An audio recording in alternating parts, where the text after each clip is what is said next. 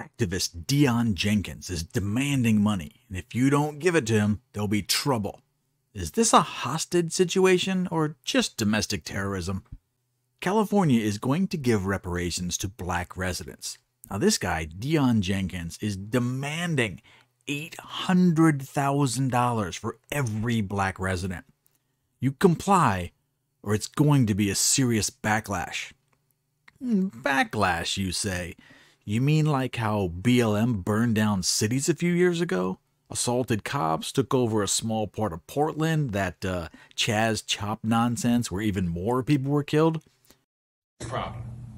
And unfortunately, we all know what's next.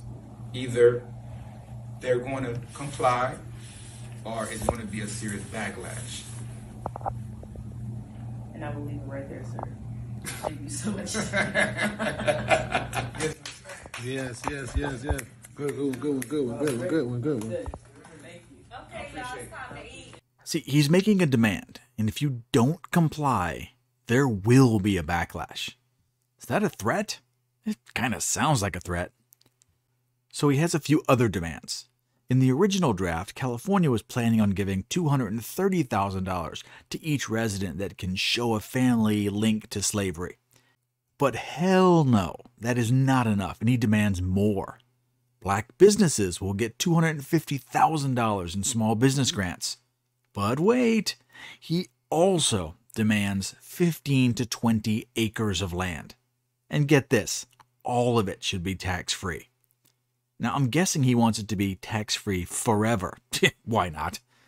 So I'm kind of torn on this because one side of me says they should get nothing. They already live in the freest country. They have all the rights, freedoms, and opportunities as everyone else. But you can't argue with someone like this. He's already made up his mind, and if he doesn't get what he wants, there probably will be violence. You give me what I want, or you lose what you have.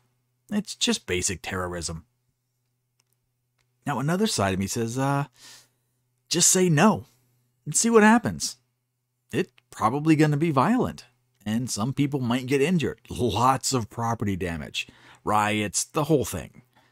It'll be fun to watch on TV because I don't live there. Now, they voted for this, so they're really just getting what they want. Now, the last option, stay with me here. Just give it to them. Give them everything they want. Do you know how hard it is to take care of 15 to 20 acres of land? It's not that fun. Plus, this really separates the community. If you live 10 minutes away from your nearest neighbor, it kind of really shakes up the neighborhood. Now, community organizing just became impossible. Plus, $800,000 is a ton of money. But guess what? I'm betting it'll all be spent on worthless crap, and they'll be broke and homeless fairly soon. You see this all the time with lottery winners. If you didn't earn it and you don't respect it, the money will soon leave you. It's a story that's as old as time itself. It's really quite boring. In any case, California will probably go ahead with it. And they deserve it. I mean, they can't virtue signal any harder, and it fits their woke policies. So I hope California is flooded with millions of people that just come with open wallets and hungry mouths. I'm not even talking about the millions of migrants that walk over the border every year. Now, they can feed and house them too. See, we're getting to the point we really need the whole system to be torn apart and just rebuilt from the ashes. As soon as everyone realizes how broken and ridiculous it really is, we can move forward and try to fix it. This is just one more step in recognizing the system. You can tell we're getting close to the end by the way they are spending money that can just never be paid back. And they know it. Now, giving people $800,000 each to buy votes for just another election, it can't last, and it won't last. But they can hold on to power for just a few more minutes. Precious minutes. I think I'm going to start identifying as transracial if this comes to my socialist part of the country. Nah, I'm just kidding, but it will be fun watching the show.